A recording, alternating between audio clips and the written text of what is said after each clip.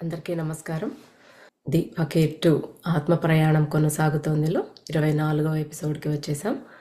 Session ప్రారంభించుకునే ముందు ఆ బాబా చైతన్యంతో కనెక్ట్ అవుదాం. ఓం శ్రీ గురుభ్యో నమః. ఓం సాయి శ్రీ సాయి జై జయ సాయి. ఓం సాయి శ్రీ సాయి జై జయ సాయి.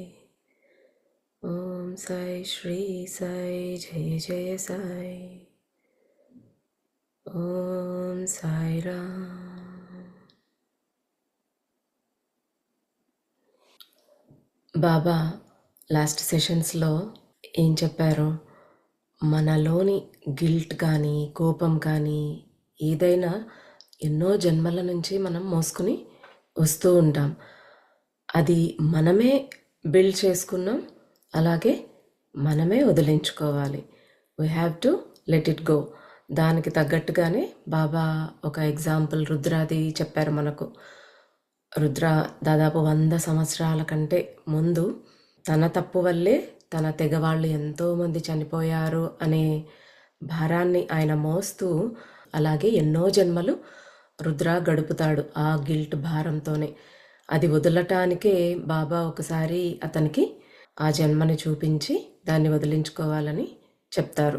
ఫకీర్లో ప్రతి విషయం కూడా బాబా రుద్ర సంవాదంగా ఉంటుంది, కానీ రుద్రాని అడ్డు పెట్టుకుని ప్రతిదీ మనకు టీచ్ చేస్తున్నారు. మనకేం సంబంధం లేదులే అనుకోవాల్సిన అవసరం లేదన్నమాట. ఇవన్నీ మన కోసమే. మనకి ఎలాంటి డౌట్స్ వస్తాయో అలాంటి డౌట్సే, అలాంటి క్వశ్చన్సే రుద్ర బాబాని అడుగుతూ ఉన్నాడు అనమాట. మనం ఎన్నో జన్మల్లో ఇలాగే భారాలన్నీ కూడా క్యారీ చేస్తూ ఎప్పటికీ నేర్చుకోకపోతే ఫైనల్గా ఇంకొకసారి ఆ మాస్టర్స్ ఏం చేస్తారంటే దయతో, ఓకే వీడు ఎన్ని జన్మలు ఎత్తనా నేర్చుకోవాల్సింది నేర్చుకోవడం లేదు, సో వీడికి ఒకసారి గత జన్మలో ఏం జరిగింది, ఏ కారణం వల్ల ఇది ఇలాగ జరుగుతోంది ఇతని జీవితంలో అనేది ఒక రెవల్యూషన్ లాగా ఇస్తారనమాట. లాస్ట్ సెషన్ రెవల్యూషన్ గురించి చెప్పిన తర్వాత యాక్చువల్లీ నేను ఒక మూవీ చూశాను. అది తమిళ్ మూవీ. ఓ మై కాడల్లవో ఏదో ఉంది, అంటే ఓ మై గాడ్ అన్నట్టు. దాన్నే తెలుగులో ఓరి దేవుడా అనేసి తీశారు. అందులో కూడా ఆ హీరోకి ఒక రెవల్యూషన్ అనేది జరుగుతుందన్నమాట. తనకు ఉన్నటువంటి బ్లెస్సింగ్స్ని, జీవితంలో అన్నీ పర్ఫెక్ట్గా ఉంటే వాటితో అసంతృప్తిగా ఉండి తన జీవితాన్ని పాడు చేసుకుంటూ ఉంటే ఆ భగవంతుడే వచ్చి అతన్ని సరైన మార్గంలో పెట్టడానికి అతనికి మరో అవకాశం ఇస్తాడనమాట. ఆ అవకాశం ఇచ్చినప్పుడు సరే నేను ఎలా అయితే చేయాలి అనుకున్నాను, ఏది చేయలేకపోయాను అని అది చేయటానికి ట్రై చేస్తాడు, కానీ అతనికి తృప్తిగా ఉండదు. అతనికి ముందున్న జీవితమే మంచిగా అనిపిస్తుంది అనమాట. అప్పుడు తన బ్లెస్సింగ్స్ ఏంటి, తన లైఫ్లో ఎంత మంచిగా ఉంది అవన్నీ తను తెలుసుకోలేకపోతున్నాడే అనేది అతను రియలైజ్ అవుతాడనమాట. ఆయనకి ఎదురుగానే ఉన్నా కూడా అన్ని విషయాలు ఆయన చూడలేకపోతూ ఉన్నాడు. దాన్ని రివీల్ చేశారనమాట, నీకు ఎంత మంచిగా ఉంది లైఫ్ అనేది. అదే అలాంటిదే రెవల్యూషన్ అంటారు.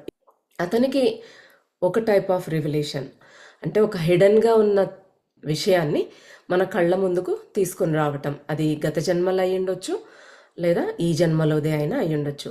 అలాగ మన అందరికీ ఏమీ జరగకపోవచ్చు, కానీ అది జరగాలి అంటే మనం ఎప్పుడూ ప్రజెంట్ మూమెంట్లో ఉండాలి, ప్రార్థనల్లో ఆ భగవంతుడితో కనెక్టెడ్గా ఉండాలి, ఆ గురువు యొక్క అనుగ్రహం పూర్తిగా మన మీద ఉండాలి.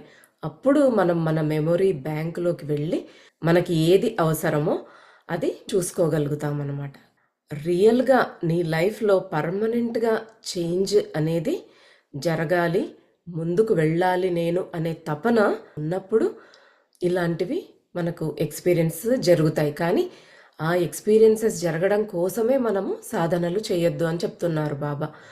మనకు అవసరము అంటే ఆ మాస్టర్స్ చూపిస్తారు. రిగ్రెషన్లో మన పాస్ట్ లైఫ్ని చూసుకోగలిగిన అది మన జీవితంలో పాజిటివ్గా మార్పు తీసుకొస్తుంది అనేసి చెప్పలేమంటున్నారు బాబా.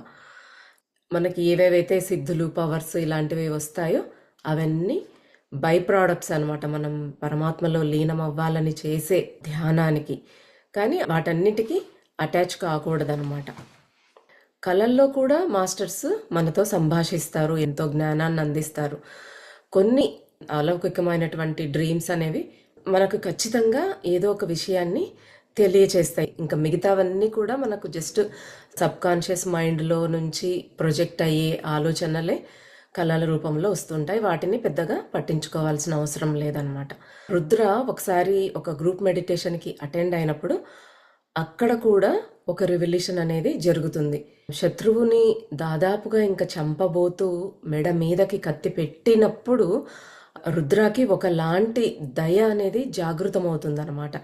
అప్పుడు అతన్ని చంపకుండా వదిలేసి శేష జీవితం అంతా కూడా ఒక సన్యాసిలాగా జీవించేస్తాడు. అంటే అక్కడ తనలో ఉన్న హింసాత్మక ప్రవృత్తిని ఆయన జయించేశాడనమాట. అది ఎందుకు చూపించారంటే రుద్రాకి తన ప్రెజెంట్ లైఫ్లో ఎన్నో సిచ్యుయేషన్స్ రాబోతూ ఉన్నాయి. అతనిలో హింస అనే ఒక సీడ్ అయితే ఉంది తన గత జన్మల నుంచి కూడా. అది మళ్ళీ ట్రిగ్గర్ అవ్వకుండా బాబా అతన్ని హెచ్చరించినట్టుగా తనకి ఈ రివల్యూషన్ అనేది చూపిస్తారనమాట. దాని ద్వారా ఆయన లైఫ్లో దేనితోనూ పోరాడకుండా అందరినీ క్షమించి తను దూరంగా వెళ్ళిపోవడం అనేది జరుగుతుంది. అంటే తనలో ఒక పాజిటివ్ చేంజ్ అనేది చూసుకోగలుగుతాడనమాట. ఇదంతా ఆ ఆత్మగా ఉన్న రుద్ర జీవించి ఉన్నప్పటి సినిమా చూపిస్తున్నారు. మళ్ళీ ఆ సినిమాలో ఇంకో సినిమా, అంటే జీవించి ఉన్నప్పటి రుద్ర అప్పుడు ఏదో ఎక్స్పీరియన్స్ చేసినది. అంటే సినిమా చూపిస్తున్నారు అనమాట మనకి. ఆధ్యాత్మికంగా ముందుకెళ్ళాలనే తపన మనలో ఉన్నప్పుడు, పరమాత్మలో లయమైపోవాలనే తపన మనకు ఉన్నప్పుడు ప్రకృతి సహకరిస్తుంది. అంటే ప్రకృతే మనకు కావలసినది అరేంజ్ అయ్యేలాగా అనుకూలిస్తుందన్నమాట. మనం ఎక్కువగా ఎలా ఉంటాము, మన శరీరం కోసమే దాన్ని ఎలా పోషించాలా, ఎలా తోమాలా, ఎలా పామాలా, ఎప్పుడు వెయిట్ తగ్గాలా, ఎలా మేకప్ వేసుకోవాలా, ఏ బట్టలు ఏ నగలు వేసుకోవాలి, దాన్ని ఎలా ప్యాంపర్ చేసుకోవాలి, ఇదే ధ్యాసలోనే గడిపేస్తూ ఉంటాం. దేనికోసం అయితే జన్మ తీసుకున్నామో ఆ గమ్యాన్ని చేరుకోవాలనే దృష్టి ఉండట్లేదు ఎవ్వరికి. ఇక్కడిక్కడే తిరుగుతూ ఉన్నారు అనేసి చెప్తూ ఉన్నారనమాట బాబా. అసలు మన జన్మ ఏంటి, మనం ఎందుకు పుట్టాము, ఈ రహస్యాలన్నీ కూడా రివీల్ అయిపోతాయి మనకి. దానికోసం ఏ కాంప్లికేటెడ్ సాధనలు, ఏవేవో క్లాసులకు వెళ్ళాల్సినవి, ఆ చక్ర సాధన అని, కుండలిని సాధన ఏవి చేయాల్సిన అవసరం లేదు. మీరు ఎవరైతే ఇష్టదైవం ఉన్నారో వారి యొక్క నామాన్ని ప్రేమతో జపిస్తే చాలు, మీకు అన్నీ సమకూరుతాయనేసి చెప్తున్నారు. ఎంత ఈజీ వే మనకు చూపిస్తూ ఉన్నారు. అందుకే బాబా తను భూమి మీద ఇంకా నడయాడుతూ ఉన్న టైంలో కూడా ఎన్నోసార్లు నామ సప్తాహాలని జరిపించేవాళ్ళు అనమాట. అంటే 1 వీక్ కంటిన్యూస్గా 1 మినిట్ కూడా గ్యాప్ లేకుండా ఆ జపం అనేది జరుగుతుంది. అలాగా భగవంతుని స్మరణ అనేది కంటిన్యూస్గా అలా జరిగినప్పుడు ఏమవుతుంది, మన చుట్టూ ఉన్న వాయుమండలం అంతా కూడా పరిశుద్ధమైపోయి అంత పాజిటివ్ వైబ్రేషన్స్ వచ్చేస్తాయన్నమాట. అది ఎంతోమంది అవసరమైన వాళ్ళకి హెల్ప్ అవుతుంది. కాబట్టి బాబా అలాంటివన్నీ కూడా ఎంకరేజ్ చేసేవాళ్ళు అనమాట. మన మాట కానీ, మన ఆలోచన ప్రవర్తన కానీ ప్రతిదీ కూడా చాలా కేర్ఫుల్గా, నిస్వార్థంగా, ప్రేమగా ఉండాలి. అన్నింటి పట్ల, అందరి పట్ల ప్రేమ. ఆ ప్రేమను రిప్రజెంట్ చేయటానికి బాబా మనకి ఎవరిని చెప్పారు, ఎగ్జాంపుల్గా మీరాబాయిని చెప్పారు. మీరాబాయి స్టోరీ తప్పకుండా అందరూ వినాలి. మనం ఎప్పుడైనా ఆవిడ యొక్క స్టోరీ కూడా ఒక వీడియో చేసుకుందాం. ప్రేమతో ఆ భగవంతుణ్ణి కట్టిపడేసినటువంటి భక్తులు ఎంతోమంది ఉన్నారు మనకు చరిత్రలో. వాళ్ళందరినీ కూడా మనం ఇన్స్పిరేషన్గా తీసుకుని మనం కూడా అలాగ వారిలాగా మారగలిగితే, అంత ప్రేమలో మనం మునిగిపోగలిగితే, ఆ నేను అనే ఆ అహం అనేది పూర్తిగా కరిగిపోతుందన్నమాట. రుద్ర అడుగుతాడు, ప్రజలు కష్టాలు తట్టుకోలేకపోతూ ఉన్నారు బాబా, ఆ బాధలల్లో వాళ్ళు ఆ భగవంతుడి మీద నమ్మకం అనేది పోతోంది. ఎన్ని పూజలు ఎన్ని చేసినా వాళ్ళు ఆ కష్టాల్లో నుంచి బయటపడలేకపోతూ ఉన్నారు. మరి దానికి ఏంటి సొల్యూషన్ అన్నప్పుడు బాబా చెప్తారు, ఎవరికి వాళ్ళే కర్మశుద్ధి కోసం ఈ జన్మని తీసుకున్నారు. అది వాళ్ళు మర్చిపోతారు, కానీ వాళ్ళ ఆత్మ గుర్తుంచుకుంటుంది. అది క్లియర్ చేసుకోవటం కోసమనే మనము మన పరిస్థితులన్నీ క్రియేట్ చేసుకుంటాము, మన జీవితంలో వ్యక్తులను మనం తెచ్చుకుంటాము అనేది బాబా చెప్తూ ఉన్నారు. ఇదంతా చెప్పిన తర్వాత రుద్రతో ఒక సోల్ తనకు తానే ఎలాగ జీవితాన్ని ప్లాన్ చేసుకుంటుంది అనేది నీకు అర్థం అవ్వటం లేదు నేను చెప్పినా. రా, నిన్ను ఒక చోటికి తీసుకుని వెళ్తాను, అక్కడ నీకు చూపిస్తాను, నీకు బాగా అర్థమవుతుంది అనేసి అతని కోసం ఒక సిచ్యుయేషన్ని క్రియేట్ చేస్తాను అన్నట్టుగా బాబా చెప్పారనమాట. సో బాబా మరో జర్నీలో తీసుకెళ్ళిపోతూ ఉన్నారనమాట. ఇక బాబా ఏం చెప్తున్నారో చూద్దాం. ఎవరు చేసినవి వాళ్ళు బ్యాలెన్స్ చేసుకోక తప్పదు. అది అలాగా సోల్ డిసైడ్ చేసుకుంటుందన్నమాట. సో ఏది తీసుకెళ్ళాలి ఈ లైఫ్లోకి, ఏమి తీసుకెళ్ళకూడదు అనేది మన ఆత్మ పైన డిసైడ్ చేసుకొని వస్తుంది. ఇదంతా కూడా రుద్ర తలకి ఎక్కట్లేదనమాట. సో రుద్ర లోపల అనుకుంటూ ఉంటాడు, ఏంటో అంత అయోమయంగా ఉంది, అన్రియలిస్టిక్గా ఉంది, బాబానే ఏదో చేస్తూ ఉన్నారు, ఒక చిన్న ఆలోచనతోనే ఇదంతా సృష్టిస్తూ ఉన్నట్టుగా అనిపించింది అనమాట రుద్రాకి. బాబా ఏవైతే అక్కడ రుద్రాకి చూపిస్తూ ఉన్నారో చెప్తూ ఉన్నారో అవన్నీ ఎంత రియలిస్టిక్గా ఉన్నాయంటే భూమి మీద నిజంగా జరిగే వాటికంటే కూడా ఇంకా చాలా రియలిస్టిక్గా ఉన్నాయన్నమాట. సో ఆయనకి అంతా కన్ఫ్యూజన్ ఉంది, బాబా క్రియేట్ చేస్తున్నారా లేదా ఏం జరుగుతోంది ఇక్కడ అనే ఒక గందరగోళంలో అయోమయానికి గురవుతూ ఉన్నాడు అనమాట. ఆత్మ ప్రపంచంలో సంకల్ప శక్తి అంటే పవర్ ఆఫ్ ఇంటెంట్ అనమాట, అది మాత్రమే ముఖ్యం. మిగతావన్నీ సంకల్పం ద్వారా సృష్టించబడేవే, అంటే అవుట్కమ్ ఆఫ్ ద ఇంటెంట్ అనమాట. ఆత్మ ప్రపంచంలో ఒక్క ఆలోచన చేస్తే చాలన్నమాట, ఏదైనా క్రియేట్ చేసుకోవచ్చు, మనకు కావాల్సిన రూపాన్ని ధరించవచ్చు, మనకు కావలసినట్టుగా మనం మారిపోవచ్చు. ఇదంతా కూడా మనకి ఒక యోగి ఆత్మకథ పుస్తకంలో పునరుత్థానం అని ఆ చాప్టర్లో యుక్తేశ్వరగిరి గారు ఆయన దేహాన్ని విరమించిన తరువాత మళ్ళీ సశరీరులుగా యోగానంద పరమహంస గారికి కనిపించి అక్కడ ఆత్మలోకాల్లో ఏం జరుగుతుంది, అక్కడ ఎన్ని లోకాలు ఉంటాయి, ఎక్కడ ఎలా ఉంటుంది, ఎలా జీవిస్తారు, వాళ్ళు ఏం తింటారు, ఎలా ఉంటారు, ప్రతి ఒక్కటి కూడా చాలా క్లియర్గా ఎక్స్ప్లెయిన్ చేస్తారనమాట. అలాగా ఒక్క చిన్న ఆలోచనతో మన థాట్ పవర్తో లేదా మన మైండ్ పవర్తో అంతా సృష్టి చేయొచ్చు అనమాట. ఇప్పుడు మనకి స్పిరిట్ ప్లేన్లో ఏదైనా చక్కటి భోజనం కావాలి అని తలుచుకుంటే వెంటనే మన కళ్ళ ముందు వచ్చేస్తుంది అనమాట, అలాగా సృష్టి జరిగిపోతుందన్నమాట. అంత పవర్ ఉంటుంది అక్కడ. అందుకే అక్కడ అసలు దుఃఖం అనేదే ఉండదు. ఇంకా మనకు కావలసినవన్నీ ఇలా తలుచుకోగానే ప్రత్యక్షమవుతూ ఉంటే దుఃఖించాల్సిన అవసరం లేదు. మనకి భూమి మీద ఏంటి, మనకు కావాల్సినది వెంటనే దొరకదు, దేనికైనా ఎంతో కష్టపడాలి. అందుకే ఇక్కడ మనము ఎప్పుడూ నిరంతరం దుఃఖంలో ఉంటాం. కానీ అక్కడేంటి, ఒక్క ఆలోచనతో నీకు కావాల్సినది, ఒక ఇల్లు కావాలి, నీకు కావాల్సిన మోడల్లో, నీకు కావాల్సిన కలర్లో, నీకు కావాల్సిన సైజులో, నీ ఆలోచనను బట్టి నువ్వు ఏం ఆలోచన చేస్తున్నావో అక్కడ అది అపియర్ అవుతుందన్నమాట. కాబట్టి అక్కడ దుఃఖం అనేది ఉండదు. ఆ థాట్ పవర్తో అన్నీ సృష్టించుకోవచ్చు అన్నట్టుగా చెప్తూ ఉన్నారనమాట. సృష్టి కూడా మొదటి సంకల్పం యొక్క ఫలితమే. మనము సృష్టి ఆవిర్భావం గురించి భగవద్గీతలో చెప్పారనమాట. మనము సత్ చిత్ ఆనందము అని అంటూ ఉన్నాం కదా, అందులో సత్ అంటే ఆ ఉనికి అనమాట, ఆ వాయిడ్, అక్కడ ఏమీ ఉండదు, అది నిశ్చలంగా ఉంది, ఏ ప్రకంపన లేదు అందులో. దాని నుంచి చైతన్యం వచ్చింది, బ్రహ్మం. దాని నుంచి ఈ సమస్త దృశ్యమాన జగత్ అంతా కూడా, ప్రకృతి అంతా వచ్చిందనమాట. ఇదంతా ఒక డైనామిక్ ఎనర్జీ అనమాట. ఈ సృష్టి అంతా కూడా జరుగుతున్నదంతా ఒక చిన్న కదలిక వల్ల జరిగింది. ఫస్ట్ ఇంటెంట్ అంటే అది అన్నిటికన్నా వెరీ ఫస్ట్ థాట్ అనమాట. నేను ఈ సృష్టిని ఆరంభిస్తున్నాను అనే ఒక చిన్న ఆలోచన తరంగంతో ఈ సమస్త సృష్టి ప్రారంభమైంది అనేసి చెప్తారు. ఆ తరంగంలోనే అంతా ఉంది, జ్ఞానమైన, శబ్దమైన అంటే ఓంకారమైన, సృష్టికి కావాల్సినవన్నీ పంచభూతాలు కూడా అందులో ఉన్నాయన్నమాట. ఆ రహస్యం అంతా కూడా కేవలం ఒక్క ప్రకంపనలోనే ఉందన్నమాట. అందుకే ప్రతి మతంలో కూడా మంచి ఆలోచనలు చేయండి, మంచి మాటలు మాట్లాడండి, సత్కార్యాలు చేయండి అనేసి చెప్తూ ఉంటారు. దాని మీదే అన్ని మతాలు ఫోకస్ చేస్తూ ఉంటాయి అన్నమాట ఎక్కువగా.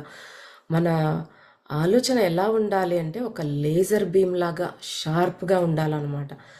అలా ఉన్నప్పుడు నువ్వు ఏదనుకుంటే అది క్రియేట్ అవుతుంది. పిచ్చి పిచ్చిగా రోజంతా చేసే మామూలు ఆలోచన కాకుండా నీకు ఏదైనా కావాలి అన్నప్పుడు నీ సంకల్పం చాలా బలంగా ఫోకస్డ్గా ఉండాలన్నమాట. అప్పుడు నువ్వు ఏదనుకుంటే అది క్రియేట్ చేయగలుగుతావు. అది ఆత్మ ప్రపంచంలోనే కాదు, ఈవెన్ ఈ దృశ్యమాన జగత్తులో కూడా చేయవచ్చు.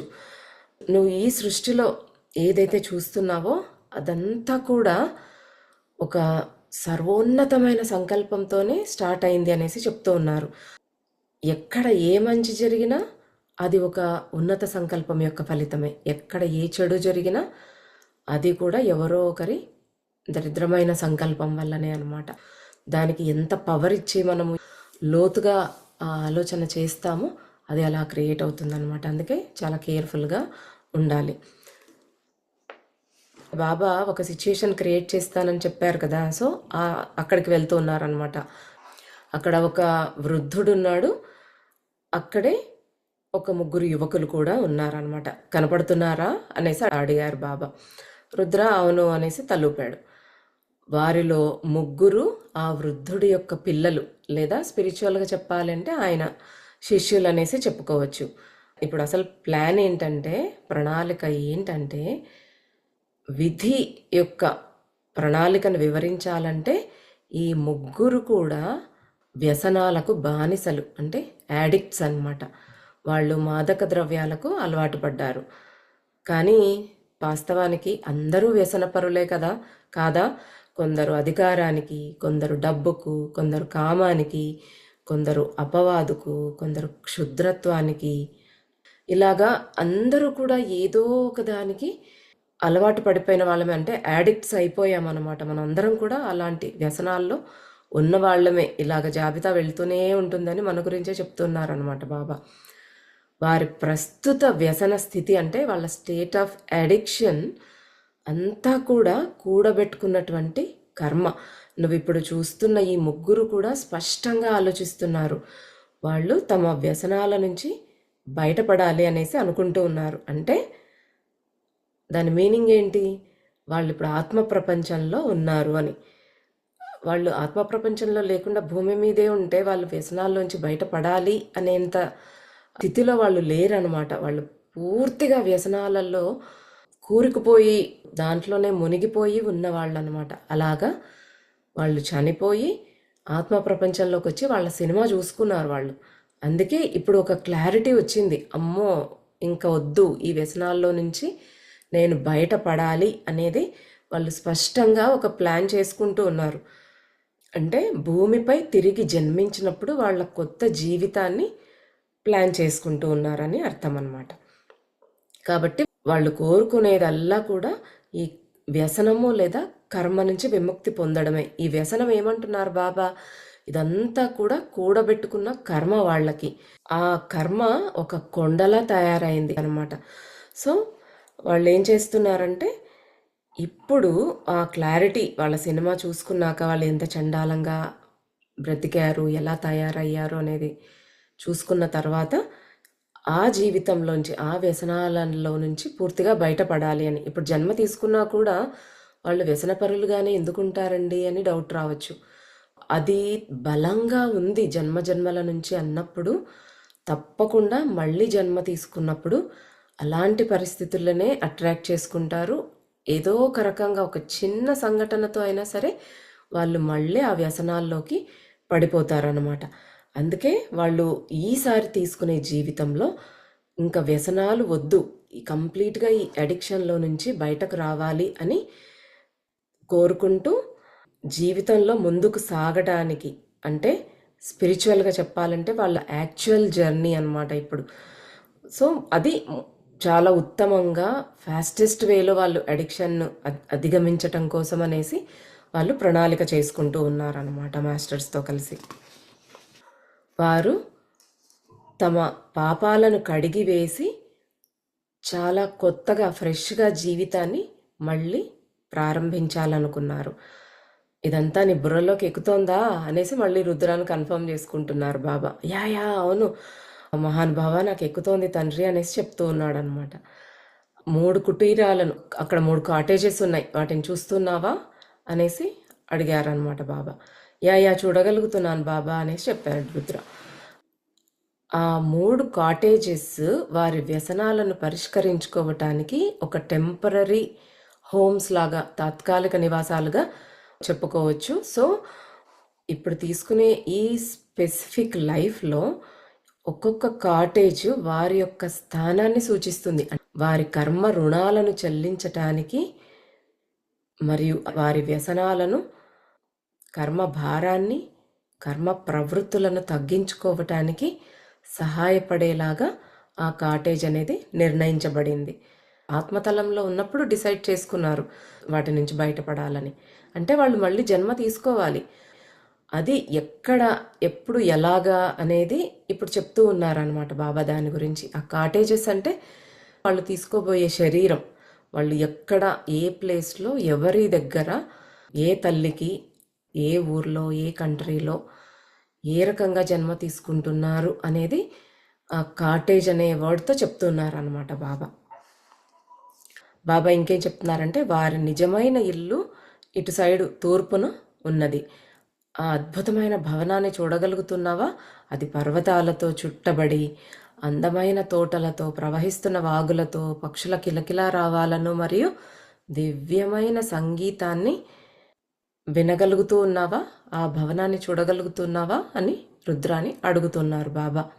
వాళ్ళ అసలైన ఇల్లు ఇది. అంటే వాళ్ళ ఆ వ్యసనాల్లో నుంచి బయటపడిన తర్వాత వాళ్ళు యాక్చువల్గా ఆత్మలోకంలో ఈ స్థానానికి రావాలి అనేసి ఒక ప్లేస్ చూపిస్తున్నారనమాట.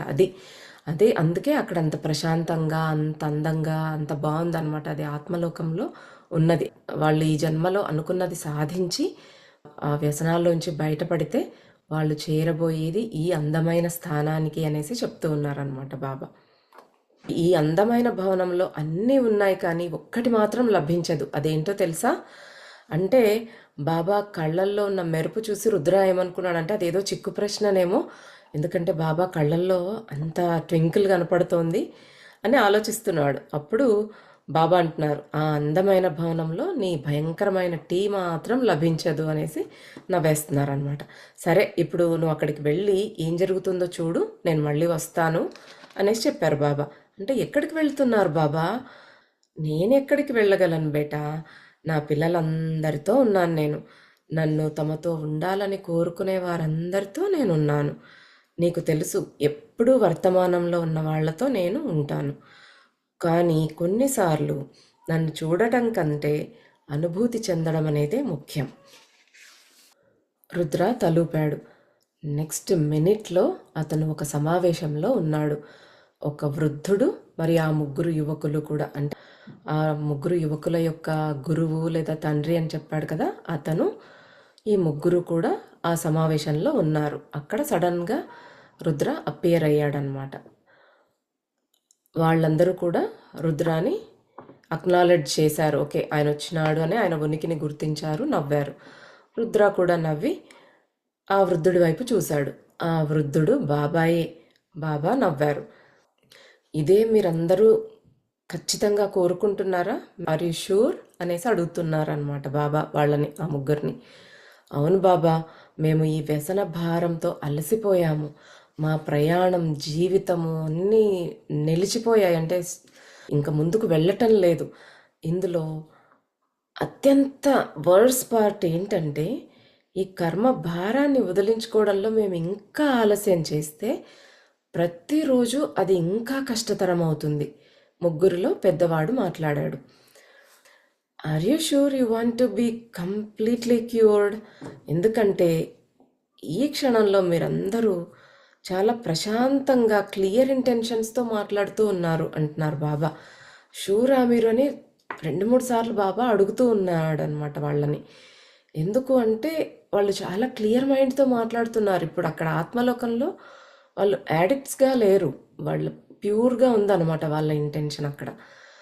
ఇంకా బాబా ఏమంటున్నారు, మీ కాటేజ్లో ఉన్నప్పుడు మీకు విత్డ్రావల్ నొప్పులు ప్రారంభమైనప్పుడు మీరు వేరేలా ఆలోచించవచ్చు.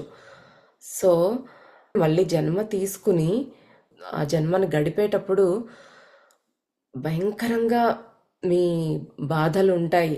వాటిని ఇప్పుడు మీరు బయటకు రావాలి అనుకుంటున్నారు, కానీ అప్పుడు మీరు వేరేలాగా ఆలోచించవచ్చు. తాగుడుకు బాగా బానిసైపోయిన వాళ్ళు మానాలి అనేసి కొద్ది రోజులు తాగకుండా కంట్రోల్ చేసుకున్నారనుకోండి, ఏమవుతుంది, వాళ్ళలో అది అడిక్షన్ ఉంది కాబట్టి లోపల నుంచి లాగేస్తూ ఉంటుంది అనమాట ఒక ఫీలింగ్. ఏదైనా సరే, ఏది పట్టించుకోవద్దు, ఇట్ డజంట్ మ్యాటర్, ఏది ఇంపార్టెంట్ కాదు, ముందు తాగాలి. అది తట్టుకోలేనంత బాధ అనుభవిస్తారనమాట వాళ్ళు. అది అలాగా ఉంటుంది మీకు అప్పుడు అనేసి చెప్తూ ఉన్నారు బాబా. అంటే మేమంతా షూర్గా ఉన్నాం బాబా అన్నాడు అందరిలో చిన్నవాడు. మరి నువ్వు బేటా అని ఆ మధ్యలో సెకండ్ అతన్ని కూడా అడిగాడనమాట బాబా. తప్పదు బాబా, వేరే మార్గం లేదు, మేము ప్రస్తుతం స్పష్టంగా ఆలోచిస్తున్నాము. ఈ వ్యసనాల బందీఖానా నుంచి మమ్మల్ని మేము బయటకు రప్పించుకోవటానికి ఇదే రైట్ టైం అనేసి చెప్పాడనమాట. సరే, గుర్తుంచుకోండి, పెద్దవాడికి వ్యసనం నుండి బయటపడడం మరింత కష్టం. ఎందుకంటే చాలా డిపెండెంట్ అయిపోయాడు. అతనికి చాలా కష్టం, అతను చాలా ఎక్కువగా అడిక్షన్ ఉంది అతనిలో. కానీ విషయం ఏంటంటే, చివరికి మీరు మిమ్మల్ని ఎలా హ్యాండిల్ చేసుకుంటారో దాన్ని బట్టే మీ స్థితి నిర్ణయించబడుతుంది. కాబట్టి హియర్ ఇస్ ద ప్లాన్ అని వాళ్ళ ముగ్గురు అంగీకరించినట్లుగానే మీరు ముగ్గురు కూడా ఈ 3 కాటేజెస్లో నివసిస్తారు. ప్రతి కాటేజ్ ఒక్కొక్కరి ఎదుగుదల, బలాలు, బలహీనతలకు తగ్గట్లుగా మిమ్మల్ని క్లెన్స్ చేసే విధంగా, శుభ్రపరిచే విధంగా మీకు సహాయపడేలాగే రూపొందించబడింది. ఏది ఏమైనప్పటికీ ఆ కాటేజ్ తలుపులు మూసివేయబడతాయి మరియు అవి ఏ రకంగా కూడా తెరవబడవు. ఏమి జరిగినా సరే ఆ కాటేజెస్ మీరు ఒక్కసారి వెళ్ళారా, ద డోర్స్ ఆర్ క్లోజ్డ్ అనమాట. డోర్స్ క్లోజ్ చేయటం అంటే, ఇప్పుడు వాళ్ళు జన్మ తీసుకున్న తర్వాత వాళ్ళకి బాబా వచ్చి ఏమీ హెల్ప్ చేయరు, వాళ్ళంతటా వాళ్ళే ఆ అడిక్షన్లో నుంచి బయటకు రావాలన్నమాట. వాళ్ళ ప్రయత్నం వాళ్ళు చేసుకోవాలి. ఇప్పుడు బాబా వచ్చి మళ్ళీ వాళ్ళకి ఏదో హెల్ప్ చేసి ఏదో రకంగా బయటకు లాగారు అనుకోండి, వాళ్ళంతటా వాళ్ళే అధిగమించలేదు, వాళ్ళకి తెలియదు ఎలాగ బయటకు రావాలనేది. మళ్ళీ ఇంకో జన్మ తీసుకున్నప్పుడైనా ఆ అడిక్షన్లోకి పడిపోయే ఛాన్స్ ఉంటుంది. కాబట్టి ఆ డోర్స్ క్లోజ్ అయిపోతాయి అనేసి చెప్తున్నారు బాబా. అందుకే అంటే నా నుంచి మీకు ఏ రకమైన హెల్ప్ అందదు, ఎవ్వరూ మీకు హెల్ప్ చేయరు, మీరే మీకు హెల్ప్ చేసుకోవాలి అనేసి వాళ్ళకి తగ్గట్టుగా వాళ్ళు ఏమేం క్లియర్ చేసుకోవాలి, ఏ రేంజ్లో క్లియర్ చేసుకోవాలి, ఎంత కర్మ ఉంది, ఎవరెవరితో ఉంది, అవన్నీ కూడా క్యాల్కులేట్ చేసి వాళ్ళ స్ట్రెంగ్త్స్, వీక్నెసెస్ అన్నీ క్యాల్కులేట్ చేసి వాళ్ళకి బర్త్ ప్లాన్ అనేది డిజైన్ చేశారనమాట. మనం అందరం కూడా అలాగే అనమాట. జన్మ తీసుకునేటప్పుడు మనము ఏవేవి క్లియర్ చేసుకోవాలి, ఏవేవి నేర్చుకోవాలి, వేటిల్లో నుంచి బయటపడాలి, ఇవన్నీ క్యాల్కులేట్ చేసి మనకు ఒక జన్మ ప్లాన్ చేస్తారు. మనము కేవలం ఒకటి నేర్చుకోవటానికే రాము, మల్టిపుల్ థింగ్స్ ఉంటాయి, కానీ ప్రధానంగా ఒకటి ఉంటుంది. ఇప్పుడు వీళ్ళకి వేరేవి ఎన్నో ఉండొచ్చు, కర్మ లావాదేవీలు వాళ్ళు నేర్చుకోవాల్సిన వేరేవన్నీ, కానీ మెయిన్గా వాళ్ళ గోల్ ఏంటి, వాళ్ళ పర్పస్ ఆఫ్ లైఫ్ ఏంటి, ఇప్పుడు తీసుకునే జన్మకి ఆ అడిక్షన్లో నుంచి బయటపడడం. సరే బాబా, మేము ఎంత వేడుకున్నా మమ్మల్ని బయటకు రానివ్వకండి, ఎందుకంటే మీరు మమ్మల్ని బయటకు వదిలితే మేము మళ్ళీ ఆ వ్యసనానికి లోనవుతాం, మరియు అప్పుడు ఇంకా మాకు ఎప్పుడు మంచి బుద్ధి వస్తుందో ఆ దేవుడికే తెలుసు అని అందరిలో చిన్నవాడు అంటున్నాడు. అదే ఇందాక మనం చెప్పుకున్నది. ఒకవేళ బాబా వచ్చి వాళ్ళకి ఏ రకంగా అన్న హెల్ప్ చేసి బయటపడేస్తే వాళ్ళు ఆ లెసన్ నేర్చుకోరు, ఆ లెసన్ కోసం మళ్ళీ భూమి మీదకు రావాల్సిందే అనమాట. ఇంకా మళ్ళీ ఇంకా ఎప్పుడు బయటపడగలుగుతారో వాళ్ళకి ఆ ఛాన్స్ ఉంటుందో లేదో కూడా తెలియదు. కాబట్టి బెటా, గుర్తుంచుకో, నువ్వు ఆ కాటేజ్లో ఉన్నప్పుడు కొద్దిసేపటిలోనే ఈ శుద్ధి గురించి మరి మిగతా అన్నిటి గురించి మర్చిపోయి విడుదల కావాలని కోరుకుంటావు, కానీ అది మిమ్మల్ని విడుదల చేయదు. అంటే it won't be setting you free. నిజానికి అది ఆ వ్యసనం యొక్క లోతులలోకి నిన్ను మరింతగా తోసేస్తుంది. ఆ కాటేజ్లో ఉన్నప్పుడు కొద్దిసేపటికి అన్నీ మర్చిపోతాం. అంటే మనం జన్మ తీసుకున్న తర్వాత ఏ పర్పస్తో అయితే మనం జన్మ తీసుకున్నాము అనేది మనకు పుట్టిన వెంటనే గుర్తుండొచ్చు, కానీ తర్వాత మనం మర్చిపోయాం. మనకు గత జన్మలు గుర్తులేవు కదా. సేమ్ ఇప్పుడు అదే చెప్తున్నారు బాబా. నువ్వు ఆ కాటేజ్లోకి, ఆ బాడీలోకి వెళ్ళిన తర్వాత మీరన్నీ మర్చిపోతారు. మర్చిపోయి కర్మశుద్ధి ఇవన్నీ మీకు ఏం గుర్తుండవు. సో ఆ వ్యసనం లోతుల్లోకి మరింతగా మీరు లాగబడతారు. కానీ మీకు మీరే బయటకు రావడానికి ప్రయత్నం చేయాలి. అవును బాబా, అందుకే తలుపులు ఎప్పుడు తెరవకూడదు. పెద్దవాడు మాట్లాడాడు, గుర్తుంచుకోండి. మీకు ఈ వ్యసనాన్ని నెమ్మదిగా విడిపించుకునే అవకాశం ఉంది. అంటే స్లోగా, స్టెప్ బై స్టెప్ మీరు మెల్లగా బయటకు రావచ్చు. లేదు బాబా, ఈ శాపగ్రస్తమైన అలవాటును విరిచేయాలి, ఒకేసారి చేయాలి. అది మరో మార్గం లేదు. దీన్ని మేము నెమ్మదిగా చేయటానికి చాలా సార్లు ప్రయత్నించాం, అంటే చాలా జన్మలు ప్రయత్నించాం, కానీ అది పని చేయలేదు. మరింత దానిలోకి దిగజారిపోయాం. ఇది మా ఎదుగుదలకు అడ్డుపడింది.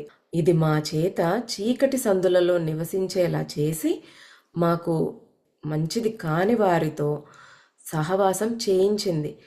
కాబట్టి ఇది ఇలాగే స్ట్రిక్ట్గా ఉండాలి బాబా, మీకు కూడా తెలుసు అనేసి అన్నారనమాట. బాబా తలుపారు. అప్పుడు వాళ్ళు అంటున్నారు, బాబా మీరు మాకు ఒక వాగ్దానం చేయండి బాబా, మీరు ఎప్పుడు మాతో ఇక్కడ ఉంటారు అని. అంటే వాళ్ళు జన్మ తీసుకున్నప్పుడు బాబా వాళ్ళతో ఎప్పుడు ఉండాలని. నేను ఉంటాను, కానీ మీరు నన్ను చూడలేకపోవచ్చు లేదా చూడాలి అనుకోకపోవచ్చు. కేవలం మాతో ఉండండి బాబా. సరే, ఇక ప్రశాంతంగా వెళ్ళండి. ముగ్గురు వ్యక్తులు ఒక్కొక్కరుగా బాబాను కౌగిలించుకున్నారు. బాబా వారందరినీ ఆశీర్వదించారు. కొంతసేపటికి ఆ ముగ్గురు వ్యక్తులు అదృశ్యమయ్యారు. బాబా రుద్ర వైపు తిరిగారు. ఇంకా ఆ రూల్స్ అన్నీ చెప్పి వాళ్ళ బర్త్ ప్లాన్ చేసిన తర్వాత వాళ్ళు ఆ శరీరాల్లోకి ఇంకా వెళ్ళిపోతూ ఉన్నారు. ఎక్కడెక్కడైతే వాళ్ళు పుట్టాలో, ఏ శరీరం తీసుకోవాలో ఆ శరీరాల్లోకి వెళ్ళిపోతూ ఉన్నారు. బాబా చెప్తున్నారు, ఇది ఇలాగే జరుగుతూ ఉంటుంది చాలా వరకు బేటా.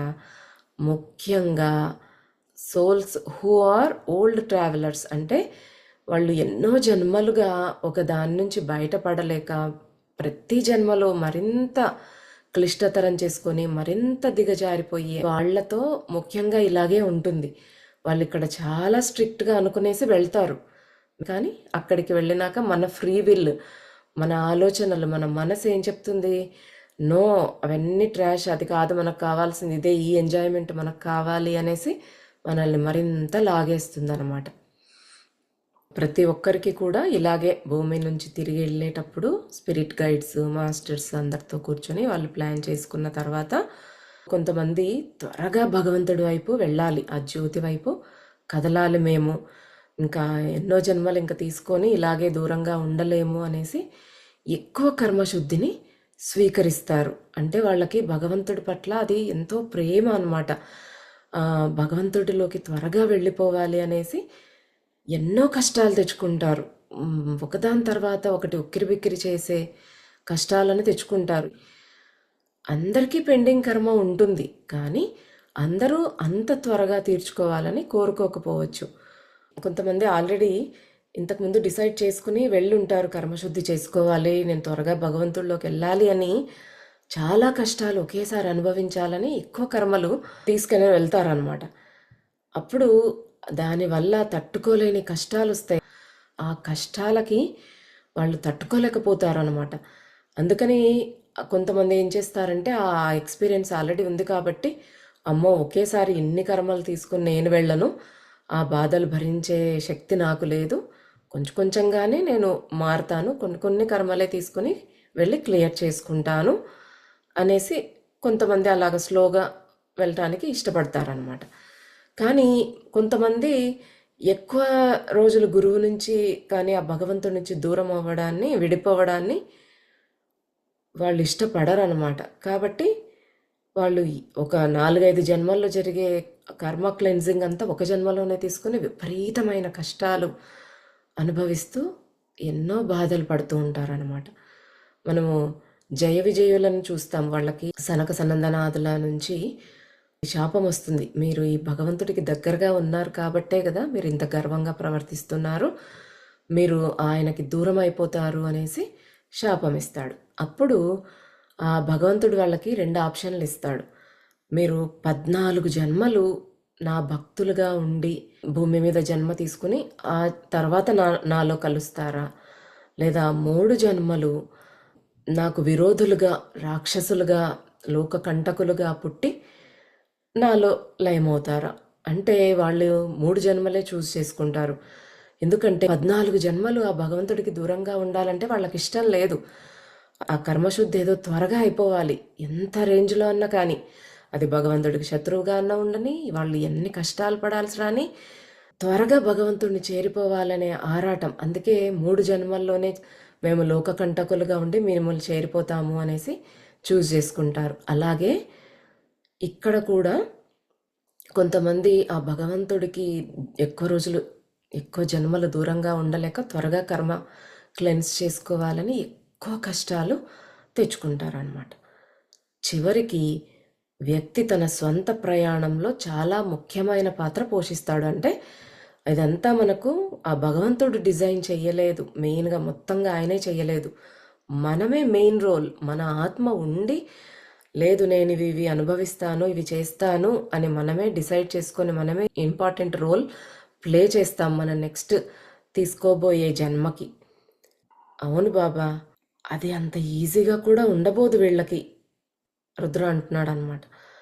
ఎస్, కానీ ఇప్పటికే వీళ్ళకి మారటానికి ఎన్నో జన్మలు ఇవ్వబడ్డాయి.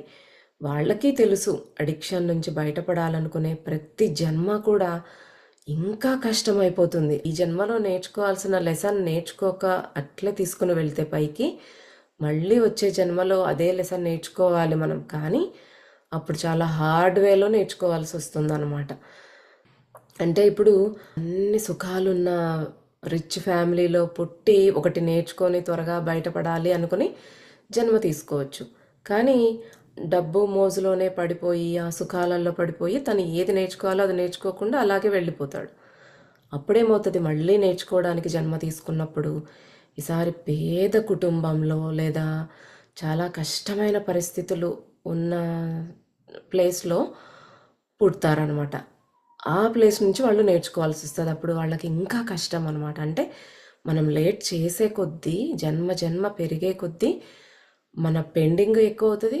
క్వశ్చన్ పేపరు చాలా టఫ్ అయినట్టుగా దాన్ని క్లియర్ చేసుకోవాలనేది కూడా చాలా కష్టం అయిపోతుంది. అమ్మతో సమస్యలు పరిష్కరించుకోవటానికి, అత్తతో పరిష్కరించుకోవటానికి ఎంత డిఫరెన్స్ ఉంది. అలాగా ప్రతి జన్మ ఇంకా కష్టతరం అవుతుందన్నమాట. అలాగా వీళ్ళు ఇప్పటికే ఎన్నో జన్మలు తీసుకున్నారు, ఎన్నో ఛాన్సులు ఇవ్వబడ్డాయి వీళ్ళకి, కానీ వీళ్ళు బయట పడలేకపోయారు అడిక్షన్ నుంచి. ఇంకా ఇంకా ప్రతి జన్మలో ఇంకా కష్టమైన పరిస్థితులు ఎదుర్కొంటూ వాళ్ళు ఆ వ్యసనంలో నుంచి బయటపడాల్సిన అవసరం వస్తుందన్నమాట. ముఖ్యంగా ఆ పెద్దవాడికి చాలా కష్టం అవుతుంది ఆ ముగ్గురులో. కానీ అతను ఇప్పుడు బయటకు రాలేకపోతే ఇంకా ఎప్పుడు, ఇంకా ఇప్పటికే ఎన్నో జన్మలయ్యాయి, మళ్ళీ ఛాన్స్ రావచ్చు రాకపోవచ్చు, అతనికి ఇంకా మళ్ళీ మనిషి జన్మ రాకపోవచ్చు. కాబట్టి గుర్తుంచుకో, ఏ అడిక్షన్ అయినా, అది డ్రగ్స్ అయినా, డ్రింకింగ్, తాగుడైనా, కామమైన, లోభమైన, ఈర్ష్య అయినా, ఒక హేట్రెడ్ మనలో, మనం ఇంతకుముందు హేట్రెడ్కి ఒక ఎగ్జాంపుల్ గురించి తెలుసుకున్నాం కదా, హితేష్ ఎగ్జాంపుల్లో మతద్వేషం అంటే ఆ హేట్రెడ్లో నుంచి ఆయన బయటకు పడలేకపోవడం. అలాగా హేట్రెడ్ కానీ సంకుచితత్వం అంటే పెట్టినెస్ అనమాట, లేదా గ్లటనీ అంటే అతిగా చేయటం. అంటే తిండి వీక్నెస్ ఉందనుకోండి, విపరీతంగా తినేయడం, అది పొట్ట ఎంత భరిస్తుంది అనేది చూసుకోకుండా ఇంకా ఎంత తినాలి అనిపిస్తే అంత, అది ఇంకా కంట్రోల్ చేసుకోలేకపోవడం. అతి ఇన్ ఎవ్రీథింగ్ అనమాట, టూ మచ్ ఇంటెలిజెన్స్ అనమాట. సో ఇలాంటివన్నీ కూడా, ఇలాంటి వ్యసనాలన్నీ, ఇవన్నీ వ్యసనాలే. కామం, లోభం, ఈర్ష్య, హేట్రెడ్, ఇవన్నీ కూడా వ్యసనాలే. ఇలాంటివన్నీ కూడా వాటికి మనం ఎంత ఇస్తూ ఉంటే మనల్ని అంత తినేస్తూ ఉంటుంది. ఫీడ్స్ ఆన్ ఇంటెలిజెన్స్ అనమాట.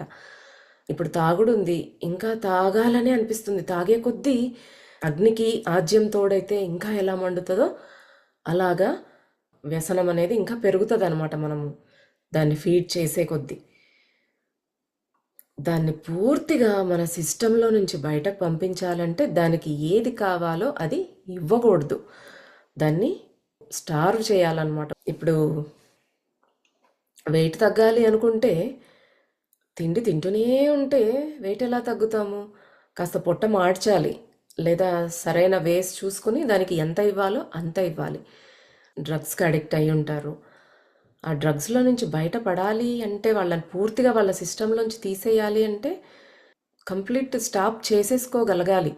కొంచెమే ఇద్దాంలే పర్వాలేదు అనుకుంటే అది లాగేస్తూనే ఉంటుందన్నమాట. కొంచెం కూడా ఇవ్వకుండా దాన్ని పూర్తిగా దాన్ని మార్చాలన్నమాట, ఇవ్వకుండా స్టార్వ్ చేయాలన్నమాట. అప్పుడు కానీ అది మన సిస్టంలో నుంచి బయటకు వెళ్ళదు.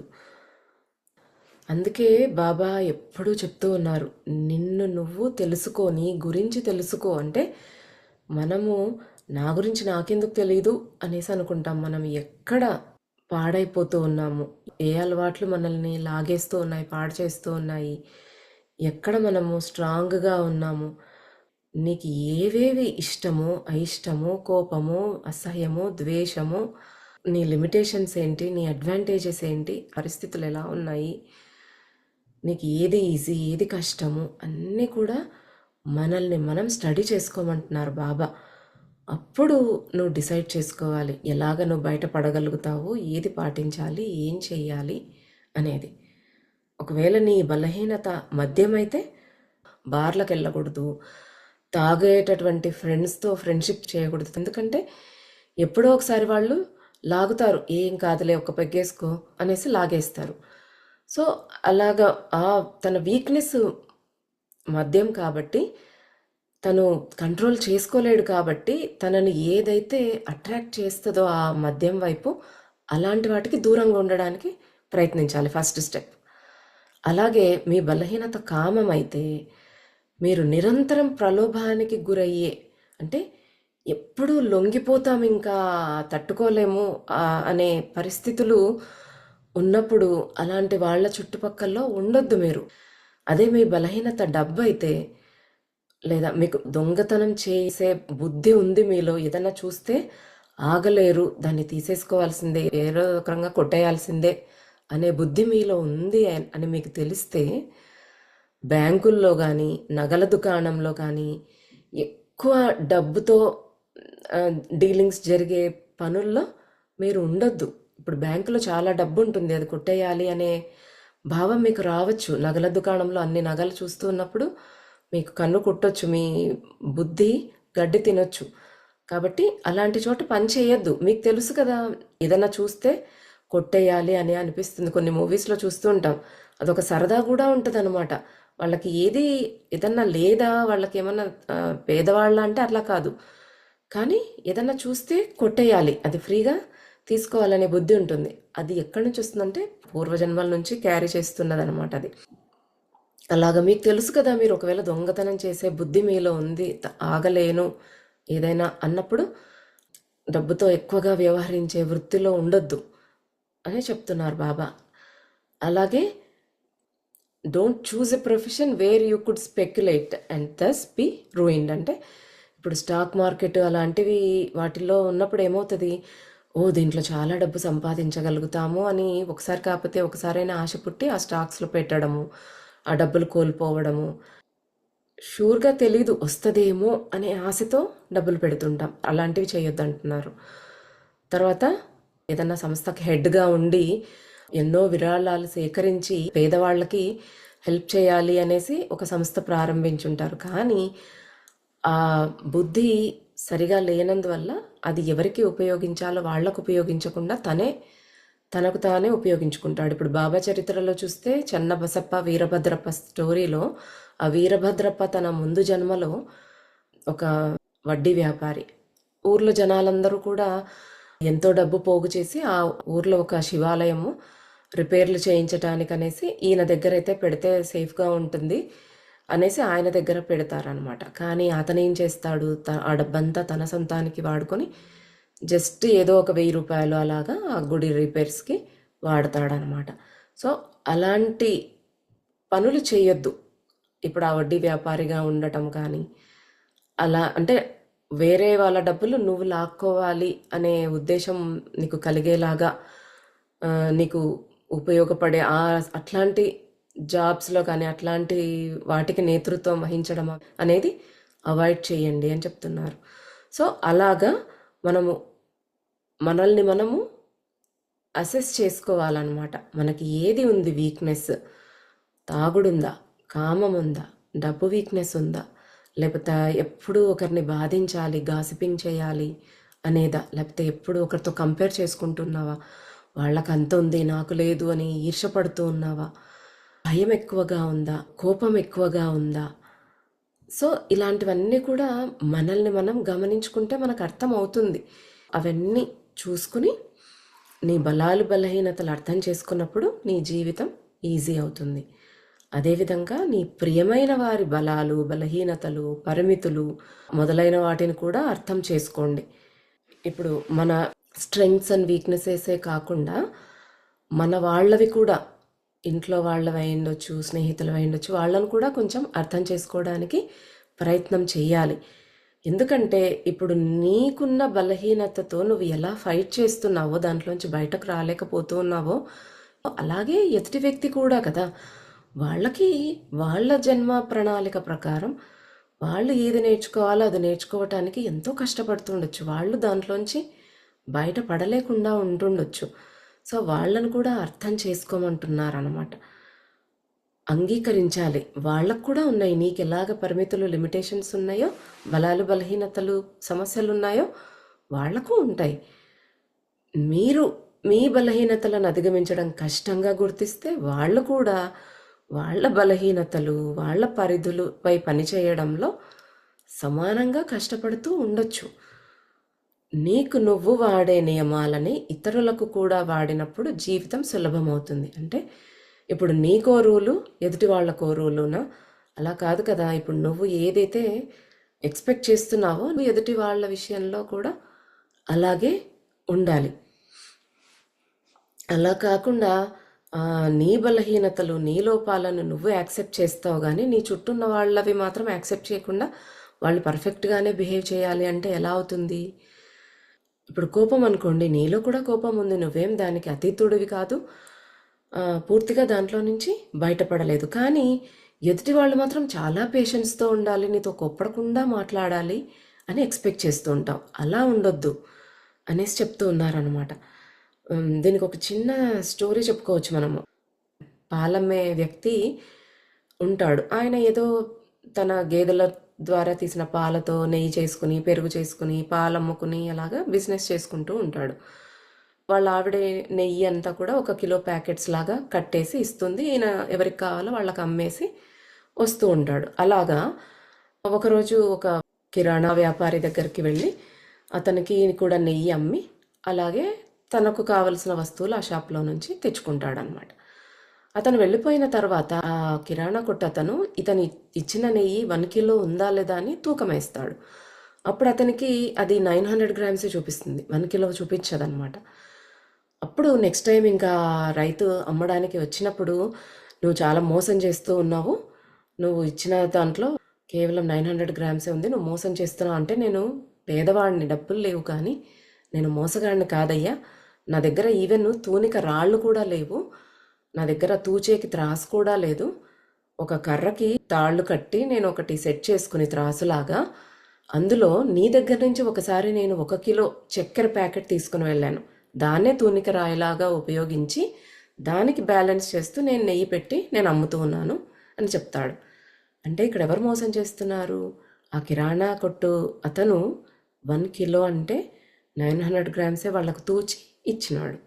అదే కొలతగా తీసుకున్నందుకు ఆ నెయ్యి కూడా 900 గ్రామ్స్ వచ్చిందంటే ఇతను మోసం చేస్తున్నాడు అందరినీ, కానీ తను మాత్రం మోసపోకూడదు, తనని ఎవరు మోసం చేయకూడదని ఎక్స్పెక్ట్ చేస్తూ ఉన్నాడు. అలాగా మనము మన లోపాలను కప్పిపుచ్చుకొని ఎదుటి వాళ్ళనేమో మాటలు అంటూ ఉంటాం, ఎత్తి చూపుతూ ఉంటాం. అందుకే ఫస్ట్ నువ్వు నిన్ను మెరుగుపరుచుకో. అదే ప్రకృతి నిన్ను చెయ్యమని కోరుకునేది. ప్రకృతి అన్నా, విశ్వం అన్నా, శక్తి అన్నా, భగవంతుడన్నా, గురువు అన్నా అంతా ఒక్కటే. వాళ్ళు కోరుకునేది ఏంటి? ఫస్ట్ నిన్ను నువ్వు ఇంప్రూవ్ చేసుకో అనేది. నీ పైన నువ్వు ఎంత వర్క్ చేసుకుంటే నువ్వు ఇతరుల లోపాల పట్ల అంత కంపాషనేట్గా సానుభూతితో ఉంటావు. అత్యంత మానవత్వం ఉన్న వ్యక్తులంతా కూడా, హ్యుమానిటీ ఎక్కువగా ఉన్న వ్యక్తులంతా కూడా తమని తాము ఫిక్స్ చేసుకున్న వాళ్ళే. ఎందుకంటే వారి యొక్క డీప్ రూటెడ్ ఇంటర్నల్ జెనెటిక్ స్వభావంపై పనిచేయడం ఎంత కష్టమో వాళ్ళకి తెలుసు. ఇతరుల లోపాలను, వాళ్ళ స్వభావపరమైన ధోరణులను అంగీకరించడం వాళ్ళకి అందుకే సులభమవుతుంది. అంటే ఇప్పుడు ఒక డ్రగ్ అడిక్షన్లో నుంచి బయటకు వచ్చిన వ్యక్తి ఒక అతను ఉంటారనుకోండి, అతనికి తెలుసు ఆ అడిక్షన్లో ఉంటే ఎంత ఇబ్బందిగా ఉంటుంది, అది బయట పడేటప్పుడు ఆ విత్డ్రాల్ సిమ్టమ్స్ ఎలా ఉంటాయి, ఎంత కష్టపడ్డాడు, ఎంత కష్టపడి తను దాంట్లో నుంచి బయటకు వచ్చినాడు అనేది, ఆ బాధలు కష్టాలు అతనికి తెలుసు. కాబట్టి ఎదుటి వ్యక్తి కూడా ఇప్పుడు డిప్రెషన్ కోసమో డ్రగ్ అడిక్ట్గానో ఉన్నప్పుడు వాళ్ళని వీళ్ళు అర్థం చేసుకోగలరు. ఎందుకంటే అక్కడి నుంచి వచ్చారు వీళ్ళు. బాగా కష్టాలు అనుభవించిన వ్యక్తికి ఆ కష్టాల వాల్యూ అనేది తెలుస్తుందన్నమాట. కాబట్టి వేరే ఇతర వ్యక్తికి సహాయం చేయాల్సి వచ్చినప్పుడు వాళ్ళు స్వచ్ఛందంగా సహాయం చేస్తారు. ఎందుకంటే ఆ కష్టాల విలువ వాళ్ళకు తెలుసు కాబట్టి. అలాగా హ్యుమానిటీ ఉన్న పీపుల్ అంతా కూడా వాళ్ళను వాళ్ళు ఎంతో కష్టపడి ఫిక్స్ చేసుకున్న వాళ్ళే అన్నమాట. జీవితం ఎంతో సరళమైనది. మానవ జాతి దీన్ని ఎందుకు అంత కాంప్లికేట్ చేసుకుంటుందో ఆ దేవదూతలకు కూడా అర్థం కాకుండా ఉన్న మిస్టరీ నాయన అనేసి చెప్తూ ఉన్నాడు రుద్రాకి బాబా. అంత ఈజీ లైఫ్, అందరినీ యాక్సెప్ట్ చేయి, ప్రేమగా ఉండు. నీకే కష్టాలు వచ్చినాయని బాధపడిపోవడము, ఒకరిని నిందించడము, అలాంటివన్నీ చేస్తూ నీ ప్రశాంతతను కోల్పోతున్నావు. ఎందుకు అలా చేసుకుంటున్నారు మీరు లైఫ్ని అనేసి అంటున్నారు బాబా. అంతే కదా, లైఫ్ చాలా సింపుల్. మన ఆలోచనలతోనే, మన బుద్ధి, వక్రమైన బుద్ధితోనే మనం దాన్ని కాంప్లికేట్ చేసుకుంటాం. ఎప్పుడైతే మనము ఇవన్నీ తెలుసుకుంటూ మనల్ని మనం ఒక్కొక్కటి ఫిక్స్ చేసుకుంటూ వచ్చామో, మనలో ప్రేమ అనేది ఎప్పుడైతే మొదలవుతుందో అప్పుడు అందరినీ మనం యాక్సెప్ట్ చేయగలుగుతాము. మనకి ఎవరిలో ఏ లోపాలు కనిపించవు, ఏ తప్పులు కనిపించవు దాన్ని పట్టించుకోనప్పుడు. రుద్రాకు ఈ జరిగేదంతా చాలా సర్రియల్గా, అన్రియల్గా అనిపిస్తోందన్నమాట. కాలం అనేది లేనట్టు, లేదా కాలం ఉన్నప్పటికీ మానవ జాతి అర్థం చేసుకున్న విధంగా కాకుండా క్షణాల యంత్రాంగానికి అలవాటు పడినట్లుగా ఉంది. రుద్ర ప్లేస్లో మనం ఉన్నామనుకోండి, ఒకసారి ఊహించుకోండి. బాబా సిప్ జాప్ అన్నట్టు ఒకసారి 7 years బ్యాక్కి, ఒకసారి 100 years బ్యాక్కి తీసుకెళ్తాడు, పాస్ట్లోకి తీసుకెళ్తాడు, ఫ్యూచర్లోకి తీసుకెళ్తున్నారు. ఒకసారి కాటేజ్లో ఉంటారు, ఒకసారి ఆత్మతలాల్లో ఉంటారు, ఒకసారి ఏమో బీచ్లో ఉంటారు, ఒకసారి ఏమో మెడిటేషన్ ఎక్స్పీరియన్స్ అని అక్కడికి తీసుకెళ్తారు. ఇలాగా అటు ఇటు అటు ఇటు ఇదంతా కన్ఫ్యూజన్గా ఉంది. ఇదంతా నిజమా కాదా అనేది ఆయనకు అర్థం అవ్వట్లేదు అనమాట. బీచ్ దగ్గర మాట్లాడుతా ఎక్కడికో వెళ్ళిపోతారు. అంటే వాళ్ళు ఆత్మగా ఉన్నారు కాబట్టి అక్కడ టైం అనేది ఉండదు, అన్నీ ఒకేసారి జరుగుతూ ఉన్నట్లుగా కనిపిస్తాయన్నమాట. అంటే ఒకే టైంలో వాళ్ళు పాస్ట్లోకి వెళ్ళొచ్చు, ఇటు ఫ్యూచర్లోకి వెళ్ళగలుగుతారనమాట. ఆత్మతలాల్లోకి వెళితే అందరికీ అంతే. అందుకే ఇప్పుడు బాబా 100 సంవత్సరాలు వెనక్కు తీసుకెళ్ళి అప్పుడు జరిగినది ఇప్పుడే జరుగుతుందా అన్నట్టు చూపించగలుగుతున్నారు. మళ్ళీ ఫ్యూచర్లోకి తీసుకువెళ్ళి ఇది ఎలా ఉండబోతోంది అనేది కూడా చూపిస్తూ ఉన్నారు. అదే అనమాట, టైం ట్రావెల్ చేస్తూ ఉన్నారనమాట. ఈ 3 dimensional ప్లేన్లో భూమి మీదనే ఈ కాలము ఇదంతా మన మనసుకు సంబంధించింది అనమాట. మనసు లేకపోతే కాలం అనేది లేదు. వాళ్ళకి ఆత్మస్థితిలో ఆత్మలుగా ఉన్నప్పుడు వాళ్ళకి మనసు అనేది ఉండదు. మనం నిద్రలో ఉన్నప్పుడు ఎలా ఉంటాము, మనకు మనసు అనేది ఉండదు. అందుకే అక్కడ మనము కాలాన్ని అనుభూతి చెందము. ఎంత 6 గంటలు పడుకున్నా మనకి ఒక అరగంట కూడా అయింది అన్నట్టుగా అనిపించదు. ఆత్మస్థితిలో అక్కడ మనసు ఉండదు. మనం మళ్ళీ లేవగానే మన మనసు యాక్టివేట్ అయిపోతుంది. అప్పుడు మనకి ఈ టైం అనేది తెలుస్తూ ఉంటుందన్నమాట. ఆ మనసు లేదు అంటే అతీతం, కాలానికి అతీతంగా ఉన్నారు వాళ్ళు. కాలాతీతంగా ఉన్నప్పుడు ఒకేసారి 4-5 ప్రదేశాల్లో కూడా ఉండగలుగుతారు. శ్రీకృష్ణుడు 16,000 మంది ఆయన భార్యల దగ్గర ఒకే సమయంలో ఒకేసారి ఉండేవాడంట. నారద మహర్షి ఒకసారి టెస్ట్ చేస్తాడనమాట. ఓకే, ఇప్పుడు రుక్మిణి దగ్గర ఉన్నాడు, ఇప్పుడు సత్యభామ దగ్గరికి వెళ్దాము, అక్కడ ఉన్నాడా లేదా చూద్దామంటే అక్కడ సత్యభామ దగ్గర అక్కడ సేవలు అందుకుంటూ ఉంటాడనమాట. కృష్ణుడి యొక్క ఏ భార్య దగ్గరికి వెళ్ళినా అక్కడ కృష్ణుడు ఉంటాడు. అంటే వాళ్ళు ఒకేసారి ఎన్ని ప్రదేశాల్లో అయినా ఉండగలుగుతారు. అదే శక్తి మనలో కూడా ఉంది. ఎప్పుడు పూర్తిగా ఆత్మస్థితిలోనికి వెళ్ళి, ఇప్పుడు లాహిరి మహాశయ, మహావతార్ బాబాజీ వీళ్ళంతా, ఈవెన్ మన బాబా సాయిబాబా అయినా కూడా, ఆయన ఇంకా భూమి మీద ఉన్నప్పుడు వాళ్ళు ఒకేసారి ఎన్నో ప్రదేశాల్లో ఎలా ఉండగలిగే వాళ్ళు? వాళ్ళు మనిషిగా జీవిస్తూ ఉన్నారు భూమి మీద, కానీ ఎలా ఉన్నారు అన్ని ప్రదేశాల్లో అంటే పూర్తిగా ఆత్మస్థితిలో ఉండి ఆత్మలో రమిస్తూ ఉన్నవాళ్ళు. అందుకే జ్ఞానులందరికీ, రమణ మహర్షి అయినా తీసుకోండి, చంద్రశేఖర పరమాచార్య స్వామినైనా తీసుకోండి, వాళ్ళు ఒకేసారి వివిధ ప్రదేశాల్లో ఉండగలిగే వాళ్ళు, ఎవరి మనసులో ఏముందో తెలుసుకోగలిగే వాళ్ళు. అంటే వాళ్ళకి మనసు లేదు. అదే అంటున్నాడు ఇక్కడ రుద్ర. ఏమంటున్నాడు? మానవ జాతి అర్థం చేసుకున్న విధంగా లేదు అక్కడ కాలం.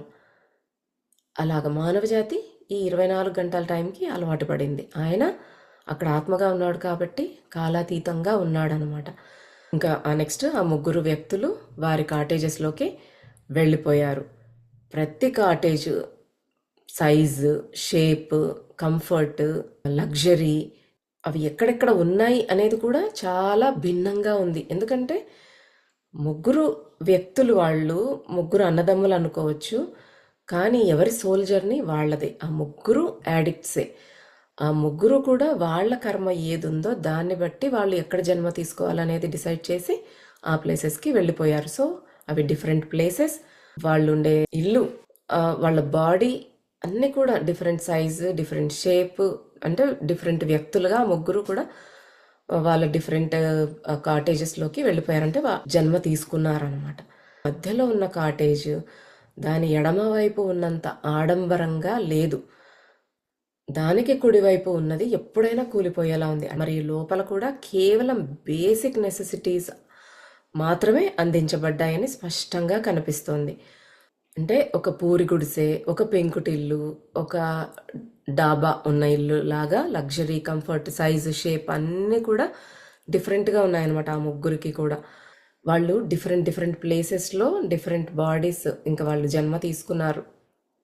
అవి చూసి అంటే ఒకరు రిచ్గా ఉన్నారు, ఒకరు కాస్త సాధారణంగా ఉన్నారు, ఒకరు మరీ ఇంకా ఇల్లు కూలిపోతుందా ముట్టుకుంటే అనే రేంజ్లో, అంటే అంత పేదరికంలో ఉన్న జన్మలో వెళ్ళారనమాట. రుద్ర చూశాడు.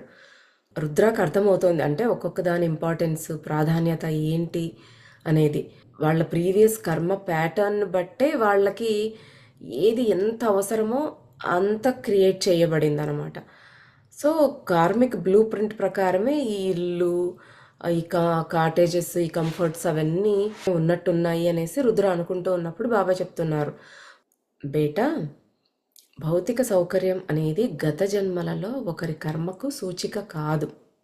ఫిజికల్ కంఫర్ట్ అనేది కర్మకి ఒక ఇండికేటర్ కాదు. అంటే ఇప్పుడు నువ్వు బాగా చాలా డబ్బున్న వ్యక్తివి అయ్యి ఉన్నావు అంటే నువ్వు గత జన్మల్లో చాలా మంచి పనులే చేసుకుని ఉన్నావు అనేది సంబంధం కాదంటే నీ కర్మకు నువ్వు రిచ్చా పూరా అనేది నీ ఫిజికల్ కంఫర్ట్ అనేది ఎస్పెషల్లీ అవన్నీ కూడా మన కర్మకి కొలమానం కాదు. అంటే ఇప్పుడు ఏసీ, కారు ఇవన్నీ ఉన్నాయంటే అవన్నీ నీ పాస్ట్ కర్మని డిసైడ్ చేయట్లేదు. ఎన్నో అప్పులు చేసి ఎంతోమంది దగ్గర డబ్బులు తీసుకుని ఆడంబరంగా వాళ్ళ కూతురు పెళ్లి చేసుకుని చివరికి ఐపి పెట్టేవాళ్ళు ఉంటారు. అంటే అలాగనే ఆయన చాలా రిచ్, గత జన్మలో చాలా మంచి కర్మ చేసుకున్నాడు అందుకే ఇంత బాగా పెళ్లి చేశాడు అనగలుగుతాము అక్కడ? లేదు. ఇప్పుడు ఫిజికల్ కంఫర్ట్స్ని ఎంజాయ్ చేసే వాళ్ళు ఉంటారు కొంతమంది బాగా రిచ్ ఉన్నా కూడా, చాలా ధనవంతులైనా కూడా వాళ్ళకి ఖర్చు పెట్టడం ఇష్టం ఉండకపోవచ్చు. ఎంత సింపుల్గా అంటే అంత సింపుల్గా బ్రతికేస్తారు.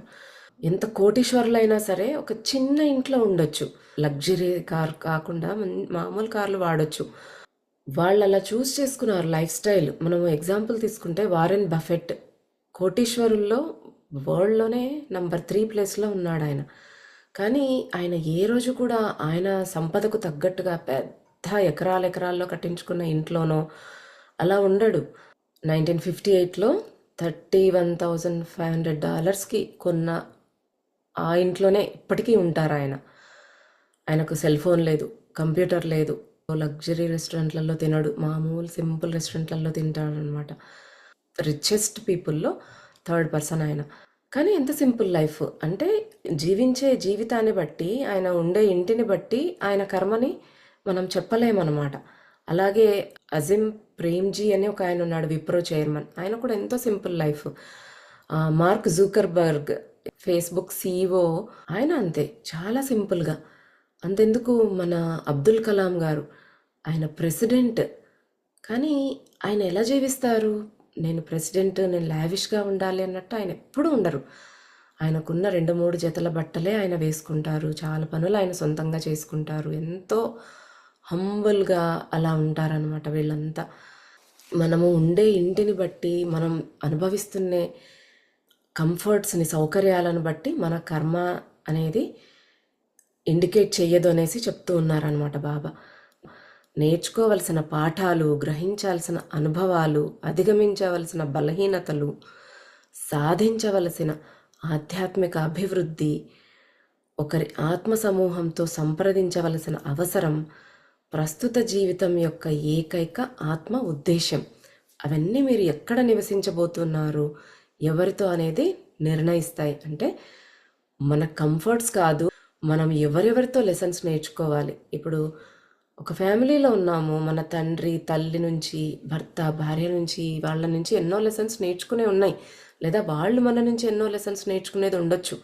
అందుకే వాళ్ళతో కలిసి ఒక జీవితంలోకి వచ్చాం.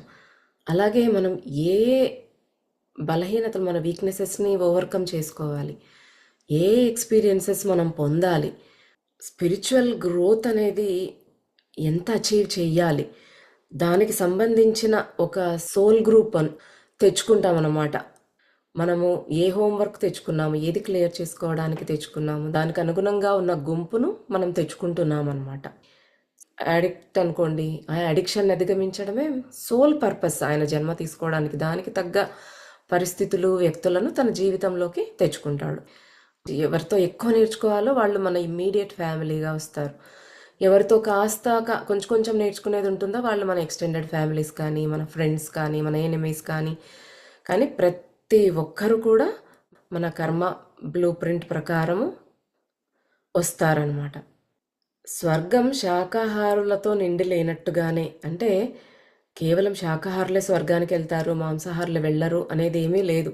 అలాగే పేద లేదా ధనవంతుడిగా ఉండడం అనేది కూడా కర్మ బ్లూ ప్రింట్కి ఒక సూచిక ఏమీ కాదు. ఇప్పుడు ఒక వ్యక్తి చాలా ఇవాల్వ్డ్ సోల్, అంటే చాలా పరిణితి చెందిన ఆత్మ అయి ఉండొచ్చు, కానీ తన జీవితం అంతా కూడా దారిద్ర్యాన్ని అనుభవిస్తాడు.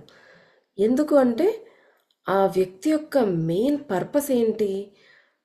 దారిద్ర్యాన్ని, డబ్బు లేకపోతే వచ్చే పరిస్థితులను, కష్టాలని ఆయన ప్రశాంతంగా, యాక్సెప్టెన్స్తో, సంతోషంగా, గౌరవంగా అనుభవించడం అనేది తెలుసుకోవడం. ఆ వ్యక్తి మిగతాన్ని సాధించి ఉండొచ్చు, ఎంతో ఎవాల్వ్డ్ సోల్, కానీ ఆయన ఈ దారిద్ర్యాన్ని ఎలాగా దాటాలి ప్రశాంతంగా అనేది తెలుసుకొని ఉండకపోవచ్చు. దానికోసం అనేసి ఇప్పుడు పూర్గా పుట్టి ఉండొచ్చు అనమాట. సో ఆ వ్యక్తి ఎన్నో పరీక్షలను, ఎన్నో కష్టాలను ఎదుర్కొంటాడు దారిద్ర్యం వల్ల.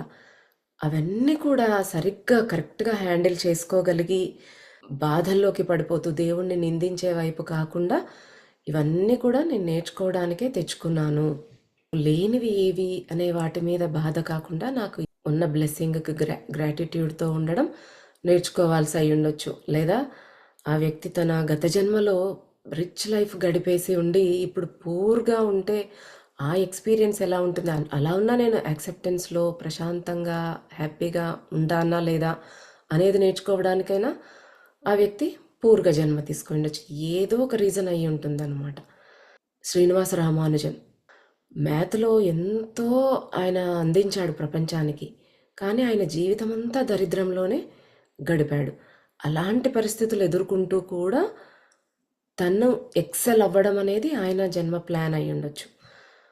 అలాగే త్యాగరాజస్వామి ఎంతో దరిద్రాన్ని ఎదుర్కొన్నాడని మనం ముందు కూడా తెలుసుకున్నాం. ఆయన డైరెక్ట్గా అదే లాస్ట్ లైఫ్ భగవంతుడిలో కలిసిపోగలిగే స్థితి ఉన్నా కూడా, ఆయన ఆత్మస్థితి, ఆయన ఎంత దరిద్రాన్ని అనుభవించాడు. ఆయన మిగిలి ఉన్న కష్టాలు ఏదైతే ఉందో కర్మ అది క్లియర్ చేసుకోవడానికైనా దారిద్ర్యాన్ని తెచ్చుకొని ఉండవచ్చు. లేదా ఆ ఎక్స్‌పీరియన్స్ పొంది ఎలాగ ప్రశాంతంగా స్వీకరించగలుగుతాను అనేది నేర్చుకోవడానికైనా అలా వచ్చి ఉండొచ్చు. గమనించుకుంటే మన హిస్టరీలో ఎంతో దారిద్ర్యాన్ని అనుభవిస్తూ ఉన్నవాళ్ళు ఎంతో జ్ఞానులైన వ్యక్తులు కూడా ఉండి ఉండవచ్చనమాట. సో వాళ్ళ ప్రధాన ఉద్దేశము ఆ కష్టాలను అవన్నీ ఎదుర్కొంటూ కూడా వాళ్ళు ప్రశాంతంగా సమర్పణ భావంతో ఉండడం. అంటే వాటిని కూడా సరైన విధంగా హ్యాండిల్ చేసి ఆ లెసన్ నేర్చుకుని ఆ ఎక్స్పీరియన్స్ నుంచి ఎంతో జ్ఞానాన్ని గ్రహించి స్పిరిచువల్గా కూడా అడ్వాన్స్ అవ్వగలిగారనమాట. ఒకవేళ మనము ఆ కష్టాలను పరీక్షలను సరైన విధంగా హ్యాండిల్ చేయలేకపోతే మన తదుపరి జీవితంలో కూడా అదే అనుభవాన్ని అనుభవించటానికి దాన్ని అధిగమించటానికి ఖచ్చితంగా తిరిగి మళ్ళీ వస్తారు. ఆ వ్యక్తి చాలా పరిణామం చెందినవారు కావచ్చు, కానీ నేర్చుకోవాల్సిన, అధిగమించాల్సిన, స్వీకరించాల్సిన, అంగీకరించాల్సిన అనుభవాలు ఇంకా ఉండొచ్చు. ఇది దారిద్ర్యంతోనే కాదు, వైస్ వెర్సా అనమాట. సంపదతో కూడా ఇలాగ జరగచ్చు. ఒక జ్ఞాని కామము, ఆకలి, దారిద్ర్యము, ఉచ్చులనన్నింటిని కూడా జయించేసి, అంటే ఎన్నో జన్మల్లో దారిద్ర్యాన్ని జయించేశాడు, కామాన్ని జయించేశాడు, ఆకలిని జయించాడు, అన్ని రకాల లెసన్స్ నేర్చుకున్నాడు జ్ఞాని అతను. కానీ ఆయన సంపద యొక్క ఉచ్చుని అధిగమించగలడా అంటే వెల్తీగా ఉండి సంపద యొక్క ఉచ్చుల్లో పడిపోకుండా కూడా స్టిల్ ఆయన స్థితిని ఆయన మెయింటైన్ చేయగలడా అని ఒక జ్ఞాని చాలా ధనవంతుల ఇంట్లో కూడా జన్మించవచ్చు. తద్వారా ఈ జన్మలో విపరీతమైన సంపదతో వచ్చే అన్ని రకాల ట్రాప్స్లో నుంచి బయటపడి ఆధ్యాత్మికంగా జీవించడం నేర్చుకుంటారు. బాబా అడుగుతున్నారు, సో ఈ మహనీయుడైన జ్ఞానవంతుడైన అందమైన ఫకీర్ వివరిస్తున్న దాంట్లో నీకు కొంచెమైనా ఏదైనా అర్థమవుతుందా అనేసి రుద్రాన్ని అడుగుతున్నారు బాబా. అంటే అవునవును బాబా, ఒక ఫకీర్గా మారటానికి, ఆధ్యాత్మికవేత్తగా ఒక జ్ఞానిగా మారాలి అంటే ప్రీరిక్విజిట్ ఏంటి? వినమ్రత, మోడెస్టీ అనమాట. అది తెలుసుకున్నాను అని అంటున్నాడు రుద్ర. బాబా నవ్వి రుద్రను ఆశీర్వదించి ఏదో గుణుగుతూ అలాగా అదృశ్యమైపోయారనమాట. ఏం చెప్తున్నారంటే, రా కూర్చో, కళ్ళు మూసుకొని సినిమా చూడు బేటా అనేసి చెప్తూ ఉన్నారనమాట. అంటే ఇంకా ఆ ముగ్గురు సోదరులు వాళ్ళు ఎలాగా వాళ్ళ వ్యసనాల్లో నుంచి బయటపడుతున్నారా, ఇంకా దిగజారిపోతున్నారా అనేది ఇప్పుడు కూర్చొని ఆ సినిమా చూడు, వాళ్ళ సినిమా చూడు అనేసి చెప్తూ ఉన్నారనమాట. సో ఇక్కడితో ఆపుకుందాము. ఆ సోదరుల యొక్క జన్మ ఎలా ఉంది, వాళ్ళు ఎలా పెరిగారు, మరి అధిగమించారా లేదా అనేది వచ్చే గురువారం తెలుసుకుందాం. సో మనం కూడా ఇవన్నీ గమనించుకుని మన మెయిన్ సోల్ పర్పస్ ఏంది, మనం ఎక్కువగా అన్నిటికంటే ఫస్ట్ ప్రయారిటీ దేనికి, ఏది మెయిన్గా చేంజ్ చేసుకోవాలి అనేది గమనించుకుని దానిపైన వర్క్ చేసుకోవాలి. తప్పకుండా ప్రతి ఒక్కరికి ఏదో ఒకటైతే ఉంటుంది. మనకి ఎన్నో ఉండొచ్చు, మనలో కోపం ఎక్కువ ఉండొచ్చు, అసహ్యము ఉండొచ్చు ఎక్కువ, కానీ ఏది ఎక్కువగా ఉంది ఫస్ట్ ఏది మనం ఫిక్స్ చేసేసుకోవాలి. దేన్ని అధిగమించడానికి మన జన్మ తీసుకున్నాము అనేది మనల్ని మనం లోతుగా అధ్యయనం చేస్తే మనకే అర్థమయ్యే అవకాశం ఉంది. తర్వాత మనల్ని మనం మార్చుకుంటూ ఆ అనుభవాలని ప్రతిదీ కూడా ఎంజాయ్ చేద్దాం. ఏ అనుభవమైనా నేర్చుకునే వాటిలోంచి నేర్చుకోవాలి. వచ్చే అనుభవాలన్నింటినీ సంతోషంగా యాక్సెప్ట్ చేస్తూ వెళ్ళినట్టయితే మనకి ఏది కష్టము, బాధ అనిపించదు. ట్రై చేసి చూద్దాం. ఇవన్నీ నేర్చుకుని ఆధ్యాత్మికంగా మనము ముందుకు వెళ్ళాలి.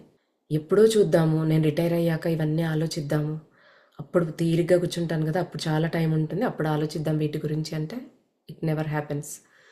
ఆ టైంలో ఇవన్నీ చేయాలి అనిపించదు. ఏదో రకంగా అనవసరమైన ఆలోచనలతో, నోటి దోలతో గడిపేస్తూ ఉంటాం తప్ప నేర్చుకునేది ఏదీ ఉండదు. లర్నింగ్ అనేది మనం పుట్టినప్పటి నుంచి ఉండాలి. మన పిల్లలకు నేర్పించాలి.